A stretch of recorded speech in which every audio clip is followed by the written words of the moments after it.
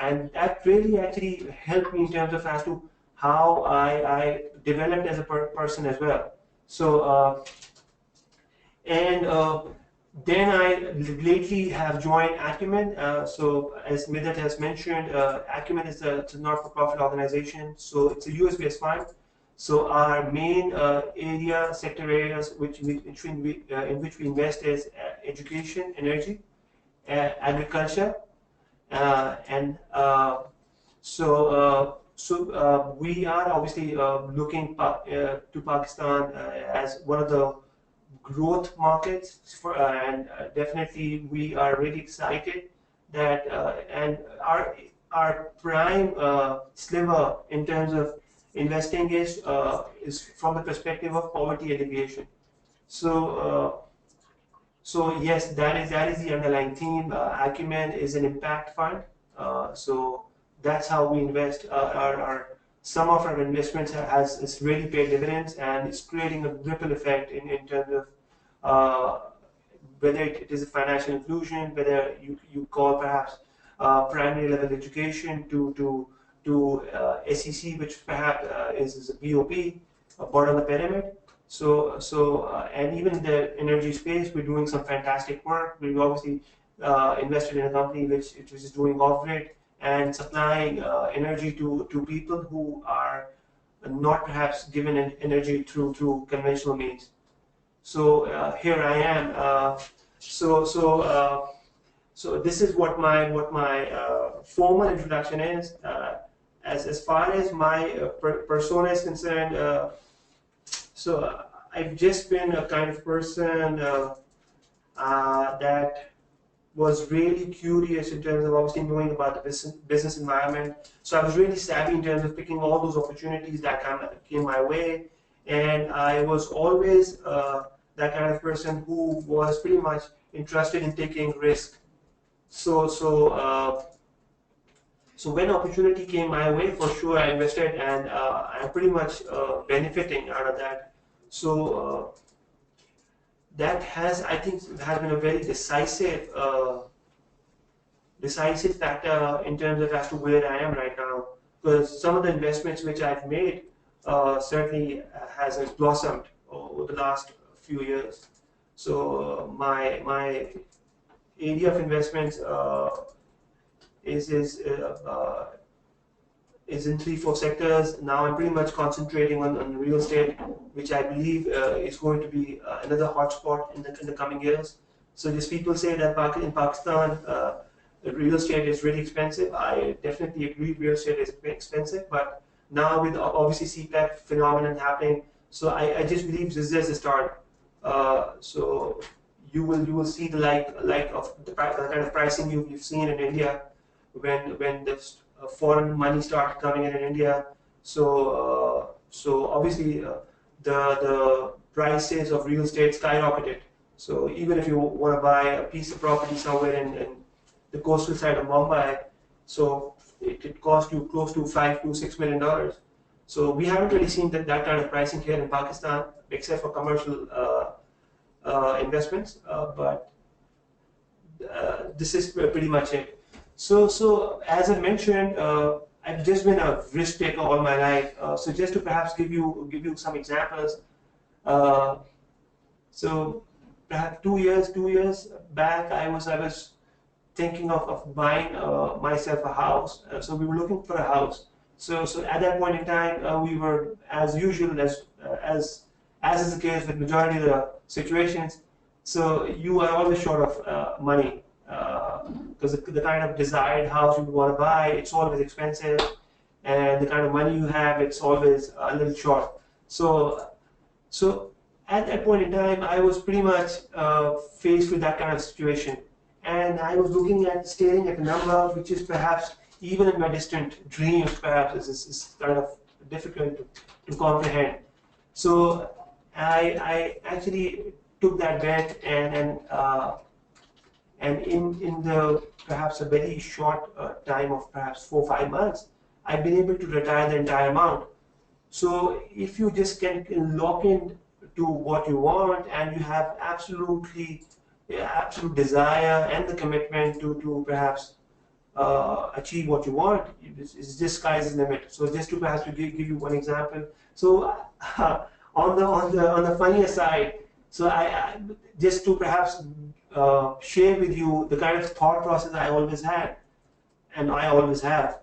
So, I was in New York uh, in October, to be precise.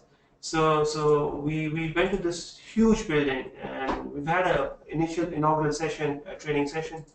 So I was really amazed because the kind of skyline you have in New York, it's perhaps unparalleled. So I just my one of my relatives happened to be working over there, so I got really curious that if I just told him that I need to find out the value of this building, because so he was really kind of surprised because why all of a sudden I wanted to perhaps know the value of this building, because so I just told him that if I just want to buy it. So he was kind of laughing. So you know what? This is the kind of thought process I've always had. So I just aim for the stars. So even if you just aim for the stars, you just end up achieving something perhaps you won't really have thought of. So I managed to get the quota of the building that was close to $2 billion. So uh, it was kind of a ridiculous number even to perhaps think of even right now. So this is what it is. And so there has been many occasions I've managed to actually take that leap. So another example could be perhaps immediately when I got in, well, I had that decision of going for a honeymoon. So I decided perhaps to defer my event and to and to invest in an opportunity which I felt perhaps which will not come my way going forward. So I took that bet, and trust me, it is one of the most it's one of the fantastic bets I have taken throughout my investing career. So this is pretty much it about myself, and I've got Falak on board with me as well. So Falak is actually working for CDC as a senior analyst. So he's also an ACCA affiliate. Thank you very much, Falak, for taking our time. So so if guys have so we will be doing kind of a so are these slides available to us? Yeah. Perfect. So perfect. So leadership is perhaps the most important thing, important trait perhaps you can develop. So during my entire career, I've been exposed to all kinds of leaders. So I've worked in various organizations, started off at Ferguson's, then joined KPMG. I've worked for a little stint at Grant Thornton, and then ATD, and then now Acumen. So they all have different styles. So not to say perhaps one style is perhaps the best style, but style is perhaps governed by the circumstances and the business environment you operate in. So in investment banking, we normally used to have kind of an aggressive leadership style, because obviously the kind of pace you work at in investment banking, so it's traditionally relatively faster compared to other spaces you work in, as opposed to Acumen. Acumen is relatively slower. Relatively slow business environment, obviously expects you to give you that kind of time to absorb information and then react. So that kind of leadership is different. So who is actually a leader? If I were to put you a question. So in my opinion, I think leader is perhaps someone who can lead by example. So you can be a leader in your own department. You can be a leader in your own organization. Yeah. It's not really related to leaderships. I'll just put that. Perfect. I'll park that for later. So you can just keep sending your questions. We can take it one by one when we open session for Q&A later on. Yeah. Yeah, perfect. So leadership style is essentially. Let me just read this definition. Leadership style is this leader's style of providing direction, implementing plans, and motivating people. So as I've said, that it is pretty much a function of business environment. So I've been exposed to all kinds of leaders throughout my limited career. So the responsibility of leadership is perhaps to give you that kind of clarity and to empower you to do your function at the most optimal way possible. So for me, this is what leadership is. So we've got two kind of people. Either you can be a leader or a manager. So the leader are someone who obviously people have people who follow them. So obviously you for everybody cannot be a leader. This is something. This is a trait you need to develop over time, and this is perhaps the most difficult of traits to nurture. And managers have people who work for them. So successful business owners needs to be both a strong leader and a manager to get their team on board, to follow them towards their vision of success. So it is of paramount importance whenever you're doing something out of sorts. A leader is someone who actually guides you, inspires you, and subsequently empowers you. A good example would be Steve Jobs. We haven't really thought of something of technology of like touchscreen, uh, some of the fantastic features which were later introduced in the iPhone and the tablet and even in the Mac. So it was just a thought process and a dream of one man who took it to another level. So, and also his ability to perhaps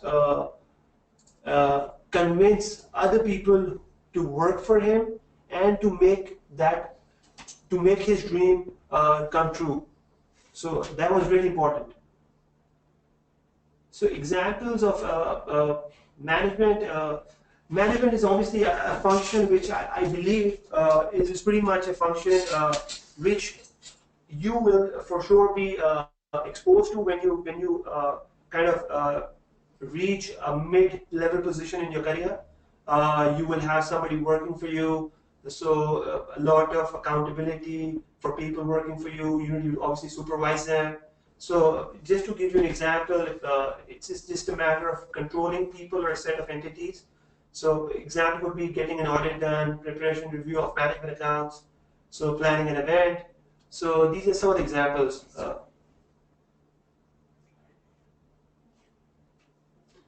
As I've highlighted earlier, uh, for leader, the most paramount attribute of a leader is his ability to inspire people and to perhaps make them believe in a dream which he thinks is perhaps something everybody should perhaps share and should aim for. So his is just to perhaps read out what's written here: inspire people to complete their assigned task.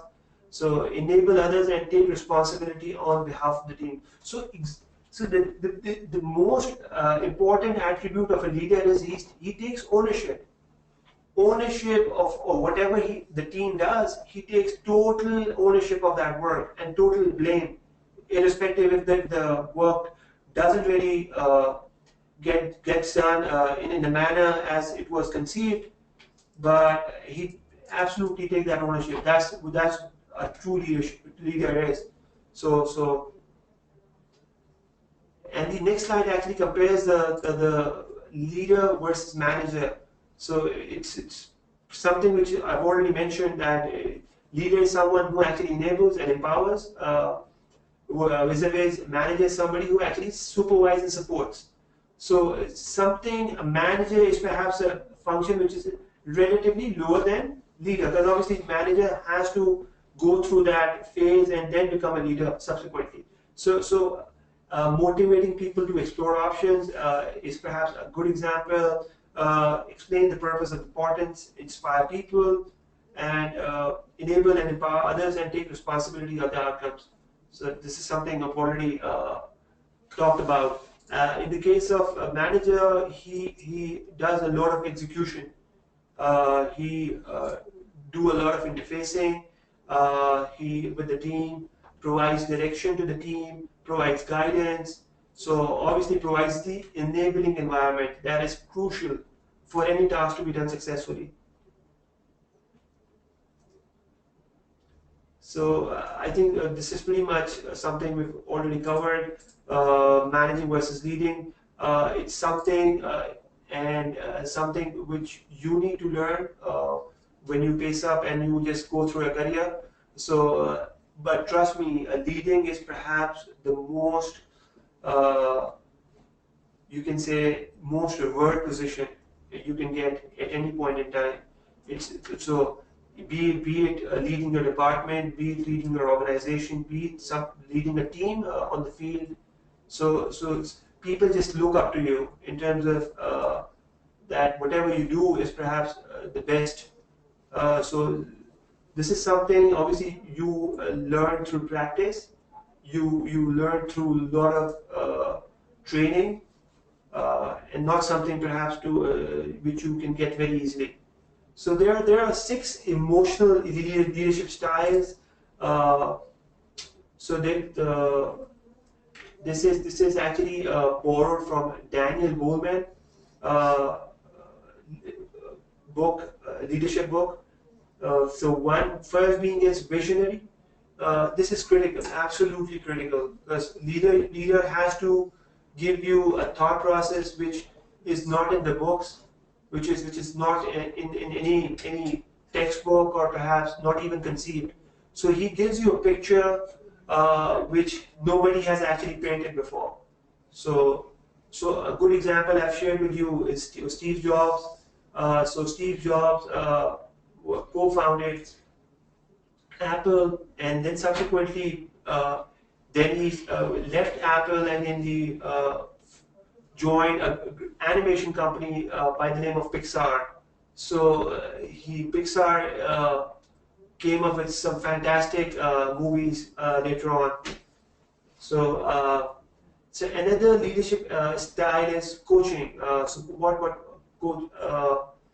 So he basically connects people personal goals with the organizational goals. Pretty much he does that alignment kind of function, wherein he aligns the people goals with the organizational goals. So this is also a very important sliver of leadership.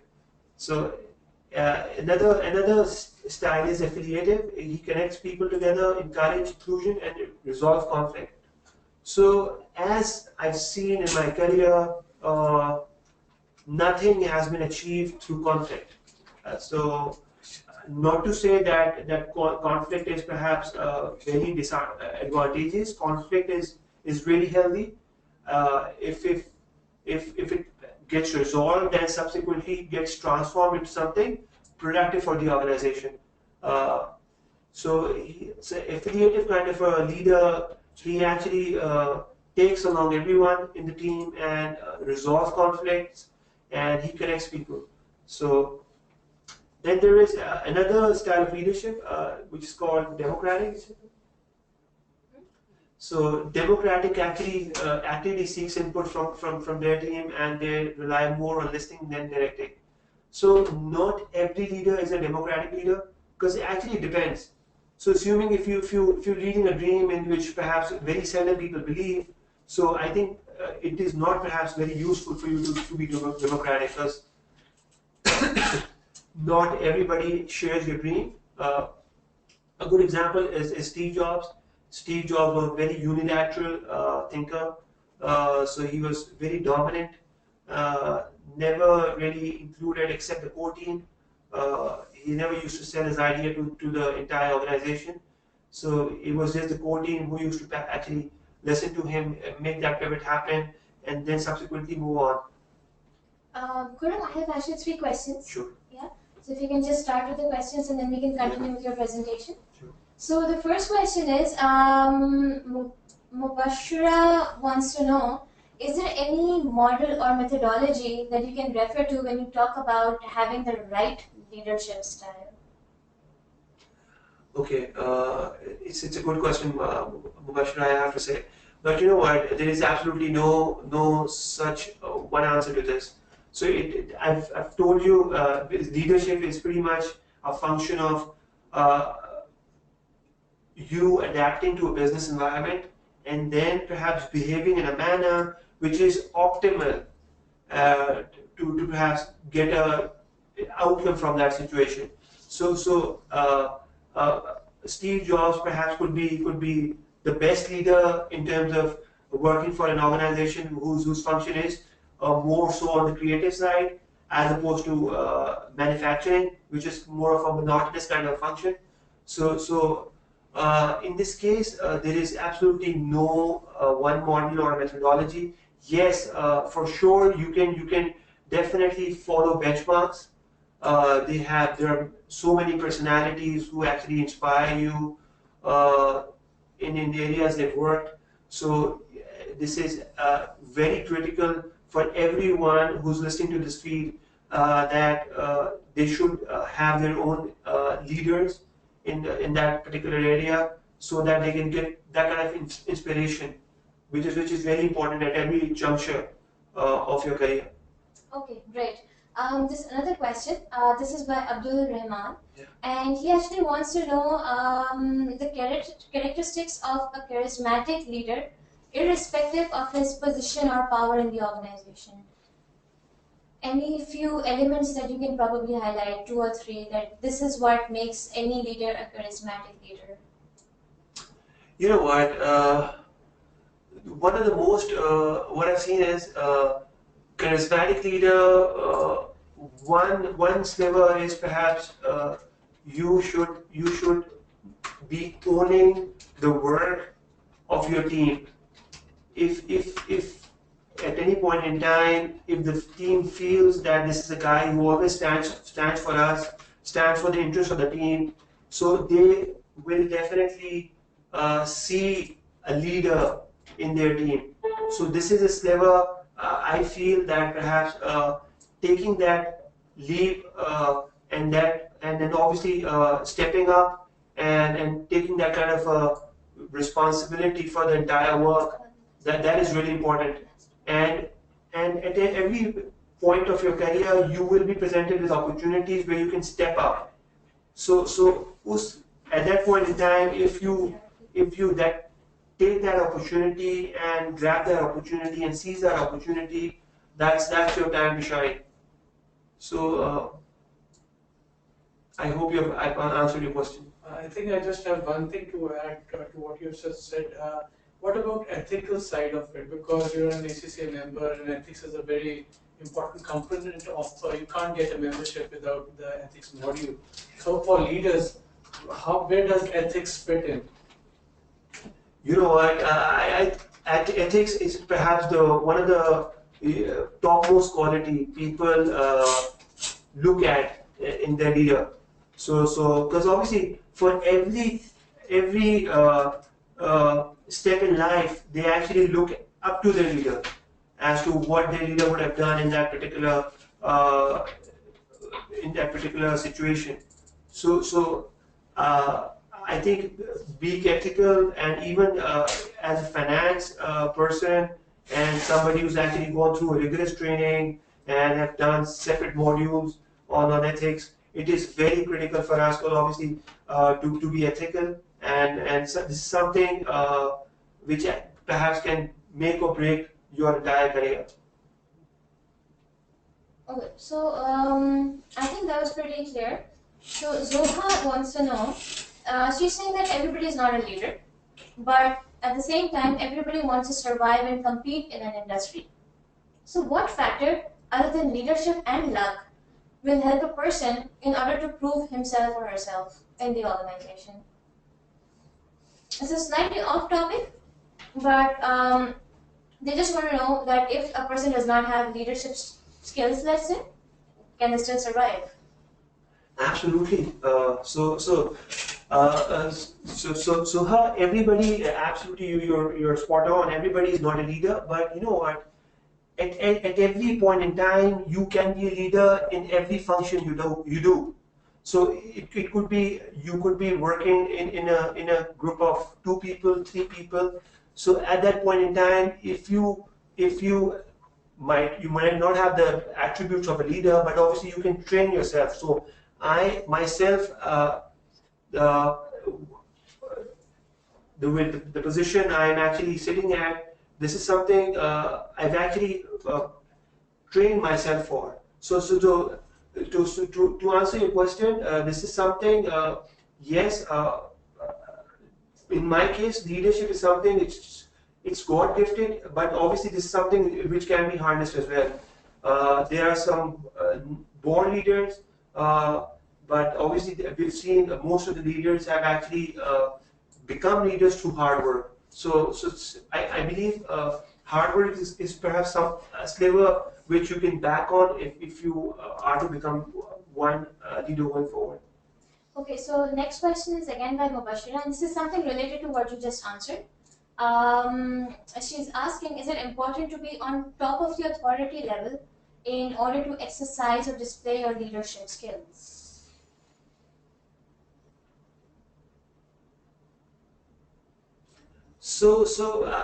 I think some of the authority is actually bestowed in the position you are given in the organization.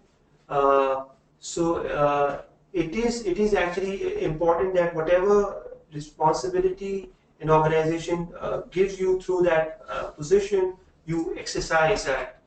But in most of the situation, a leader is we've seen, even I've seen that he might not have or she might not have uh, the position or the authority to perhaps exercise leadership position, but he's actually or she has actually stepped up. So that's where the leadership comes into play. Yeah. Another question. Actually, we are getting more questions now. So this is regarding the example you gave of Steve Jobs. So Sayyid Osama wants to know that what category will Steve Jobs fall under, because he was extremely rigid when it comes to getting the things done. Yet he was someone who was taken as an inspiration and probably as a team leader, or maybe yeah, his team used to love him. What's his name, Osama? Yeah. Yeah. So Osama, I was just actually going through a very interesting article which talked about 22 qualities of a leader. If I just can quickly run down some of the attributes, which I believe you will for sure will agree with me in terms of Steve Jobs possessing those qualities. So the first quality is focus. So he was absolutely focused in terms of whatever he wanted to achieve in life. He was really confident. So if you can just see his TED talks, see his speeches, he was really confident. And he was a man of integrity.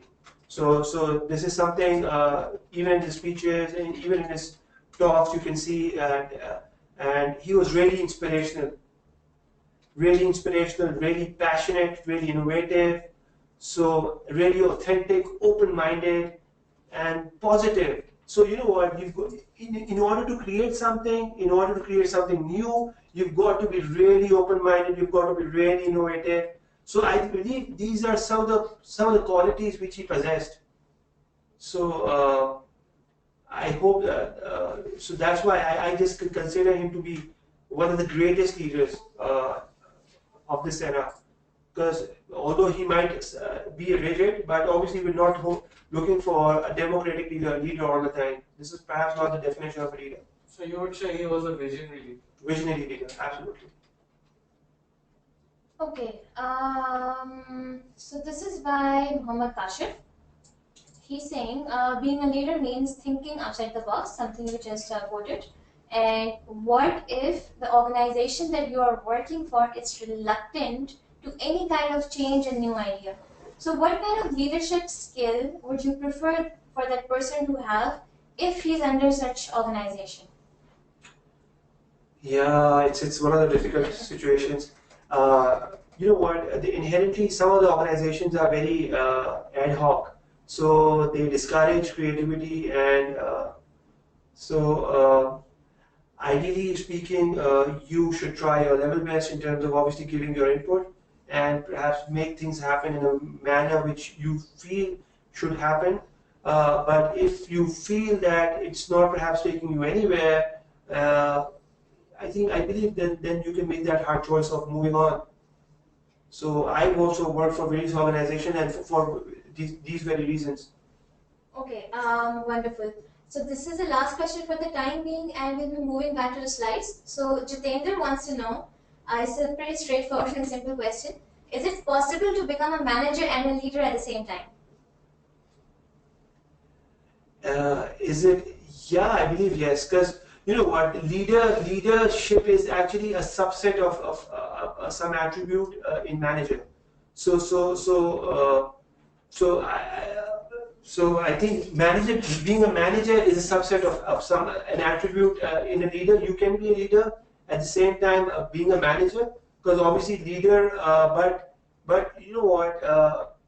It happens for perhaps for a very limited amount of time, because uh, even in my career I've seen that leaders communicate for do a very limited amount of interface with the team. So manager is somebody who's actually sit with the team, who interact with the team all the time. He do a lot of interfacing with the team. So yes, leadership and manager can go hand in hand, but obviously at some point in time you have to elevate yourself to become a leader. I'd just like to, I'm sorry, we'll go back to the slides, just two questions. One, what type of a leader are you? Are you a democratic leader? Would your peers, how would they rate Quorum? You know what? It's kind of a I haven't really thought of myself as a leader to start off, but yes, people definitely look to me as somebody uh, who they would want to benchmark themselves. So Allah has been very kind in that sense. So I see myself. I think probably I would rather place myself as a democratic leader, because I believe in building consensus within the team and then take it forward. And for that, you would have to have good people skills. Absolutely, absolutely. And we have got Falak here also, just one question. Yeah. On a scale of leadership as a YLP, where do you see yourself after going through the presentation yourself and seeing what Quorum has just said? Well, right now I would most probably rate myself at a 7. Right? I mean, I do believe in gauging myself honestly, but I definitely am aiming for 10. So, Oh, that's wonderful. yeah, by the end of this program, inshallah, I should be approaching that number. I think we can put you in the visionary category as well. Yeah, definitely. We should put all our YLPs in Yeah. that category. Back to the slide. Yeah, I think we can move back to the slides. So just last 2 slides left, and then we'll take questions again. Sure. So the last two styles of leadership is directive and commanding. It depends on orders, threat of punishment, time control. I relate back to my same example of Steve Jobs. He was more of a directive kind of a leader, more commanding, because he just felt that perhaps whatever kind of thought process he was privy of is not perhaps something the management is able to think. So he always used to think a little ahead of time. So I think in that sense, one can be a directive leader and a commanding leader. So pace setting is another leadership style. He expects excellence from the team, and often the leader will jump in or help herself to make sure that the goals are met. So he, obviously the leader actually sets the pace as to how the work is done. So I remember vividly, even in our investment banking, in my investment banking career. So our C used to actually really set the pace high, and it was really difficult for. So invariably, we used to spend late hours in the office, and there were no obviously weekends. So pace setting is obviously one of the attributes of a leader. So I think that we are pretty much done with I believe how many slides there are? I think we're done with almost all the I slides. think we'll move forward as well because we'll Yeah. be sending those Yeah. slides. So can we just take the Q&A or Okay, jump in? so I'll keep the I floor think the open 6 for the questions, Q&A. if you could just go The through that. questions? Yeah, if we go through the questions, Okay. they'll come right in the end. Yeah, this one. So This is, let me brief you, this is about a professional accountant in the future. The research, this was one of the largest researchers for accountants. And the key findings of this research was that there are 7 quotients or attributes that you need to have to, enhance your careers. So those 6 quotients are intelligence, emotional intelligence, IQ, emotional intelligence, vision, digital, and creative. And there is also ethical and technical. So, can you brief us on how and using your experience, taking a view from that, how relevant it is for leadership as well? I think all the attributes are really important for leadership. So let me just take one by one. So in the case of experience, experience is perhaps something obviously trains you for becoming a leader one day. So even in my case, I'm transitioning, becoming better day by day, hopefully. Uh, so so experience is something obviously you learn the hard way. Uh, Leadership obviously expects a certain level of intelligence. You don't have to be uh, super smart. So I'm my level of IQ is perhaps a mediocre. So you can very well take my example. So a leader doesn't have to be really super smart. But one of the attributes, even in my case, I can perhaps very well benchmark myself on is I'm a hard worker. So whatever intend to achieve, I make sure I achieve that. So that's some kind of that's something obviously you need to obviously train yourself for. So creative leadership obviously requires creativity as well. So I again would want to take you guys to the same example of Steve Jobs. He was creative. He was really genius of his time, and he's actually given us something which perhaps we could have only dreamed of. So I'm not quite sure as to how to comprehend digital here. It's the technology, ERP. Yeah, okay. So because a lot of new technologies coming, fintech. Absolutely. So I think technology is perhaps the future.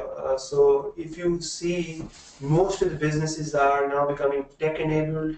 We are moving, transitioning from a brick and mortar models to touchscreen kind of an experience. So just to give you an example, I was just going through an article the other day. The Ras.pk, which is one of the online platforms who sells retail goods. So they managed to sell on one day, which is a Black Monday or Friday, whatever. Black Friday. Yeah. So their sale on that particular day was over £1 billion. So you can very well imagine how glued Pakistan is now. So in terms of connectivity. So and just to share another example with you as to where we stand in the digital space. Pakistan did almost 1% out of the total revenue Google generated globally. So Google top line is close to $40 billion. So out of that, they've managed to raise $400 million from Pakistan.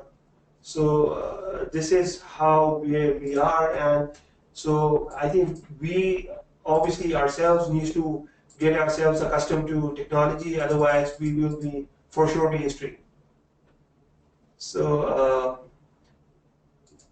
Taimur, if you can just help me comprehend emotional intelligence. Emotional is like empathy. You know, Okay, as a leader, you would have to have, Yeah, absolutely, I got what your point. So leadership, we've seen that if you want to take your association to a next level, so EQ perhaps is one attribute that perhaps bridges the gap, because the kind of relationship if you manage to build with your team members, so they will stick with you throughout the highs and lows of your business. So if the leadership possesses this attribute, this is perhaps a priceless attribute in a leadership perspective, from a leadership perspective. So vision is, I've already explained in my earlier slides that vision is perhaps something very critical, and every leader has his own vision. So if you want to become a leader, for sure you've got to have your own vision, and then obviously drive that vision through. Uh, so I think we are pretty much, so I open up the floor for any questions you have. Okay, so I have received one question. This is by Mubashira again. It's kind of a tricky question, so probably you would want to have your diplomatic leadership style. So she's saying that we see our managers and team leaders depicting no quality of leadership. However, they were still appointed for those positions. How can we communicate to them that they need leadership skills in order to lead a team? What could be the most appropriate method to approaching them and communicating that the right people are not in the right position? So Mubashira, you know, actually thrown me at the deep end. So you know what?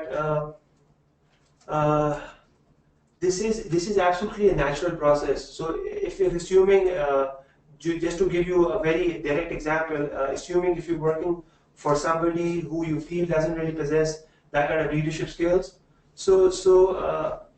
normally organizations also have a 360-degree appraisal systems in place, wherein you can bypass him and perhaps reach out to his superior, and at any point in time, if there is a formal mechanism in place, but I'm sure there are even informal mechanism in place as well, wherein you have this opportunity of at least getting your viewpoint across. But you know what I've seen is people who have actually failed to develop the requisite credentials which is required for a position, they've actually got stuck or perhaps being asked to leave. So it's just a matter of time, and so I think time is perhaps the best answer, because it's just a matter of time if they've just failed to adapt themselves as per the business environment and as per the aspiration of their team. So I think probably they'll be asked to leave at some point in time, or perhaps their promotion will suffer. Okay, so I just received one more question, which is, can you please explain, this is by Kashif, can you please explain the emotional intelligence again, and how is it an attribute of leadership? And can you be kind enough to give an example other than Steve Jobs? I think for the emotional intelligence question, I'll ask them more to please brief on that. Yeah.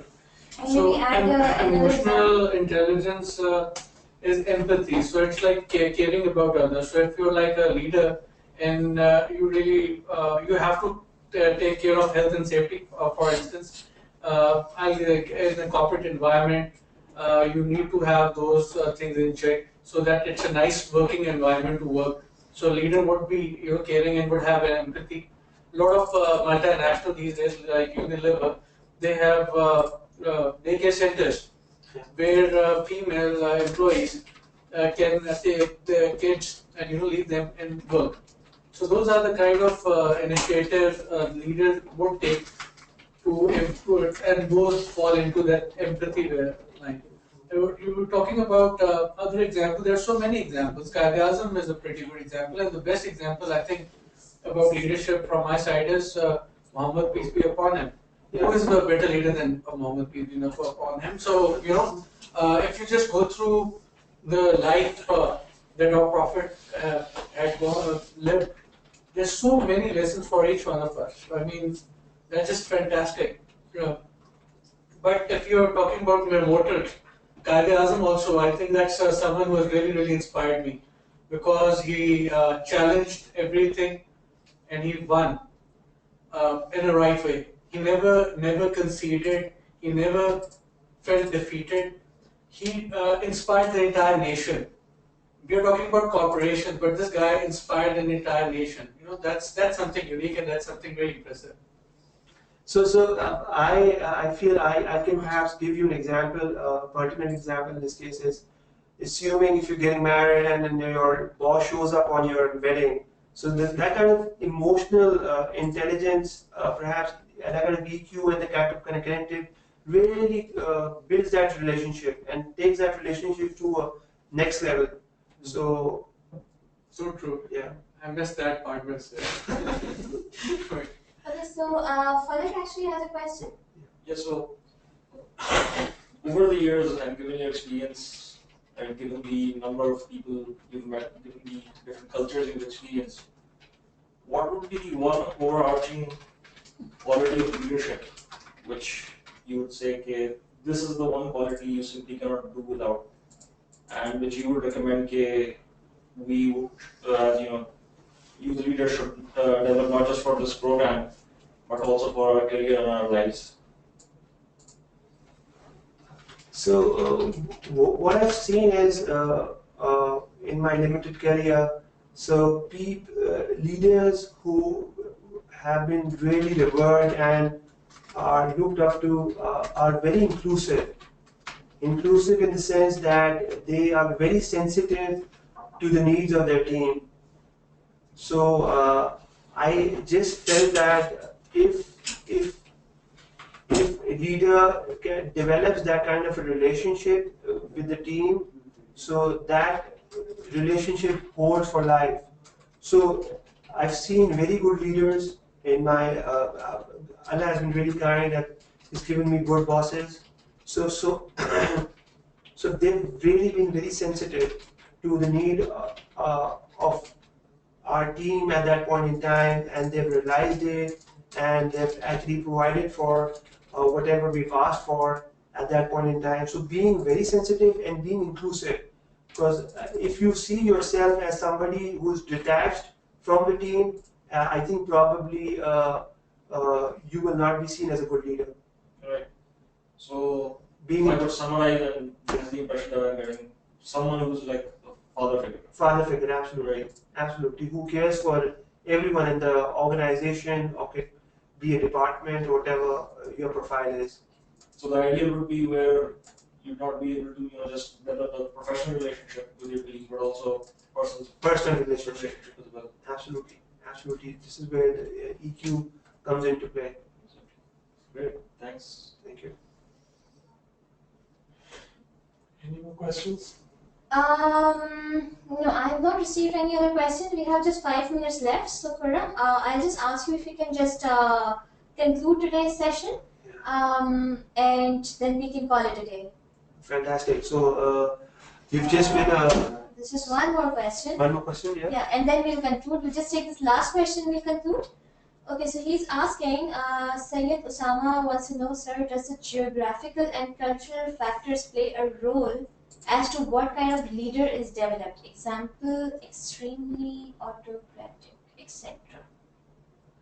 So, Osama, I think probably you're absolutely spot on, because the kind of business environment you live in, it's pretty much runs throughout across wherever you work. So if you're working in a region where it is actually ruled by perhaps a royal family.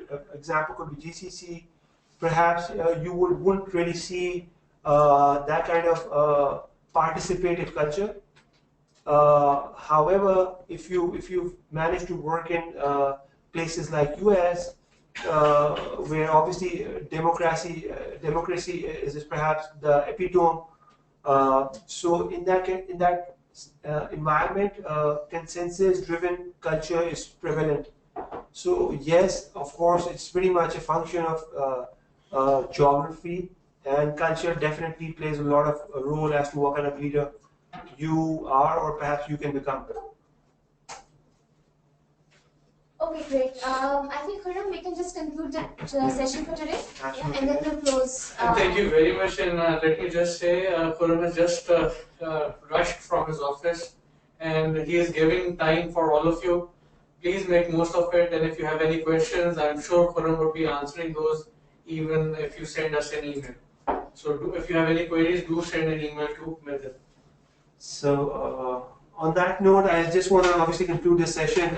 You've just been a fantastic audience. So I just hope I've managed to answer your very inquisitive questions. So if you have any further questions, you can always reach out to me through Midhat. Hope to see you guys again at any point in time. Thank you very much, guys.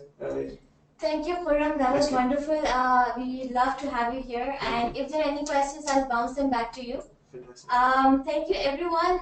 We'll be closing the session now. If you have any questions, even in future, you can just drop a note at gearup.pk@accglobal.com. Thank you for joining. Have a good day.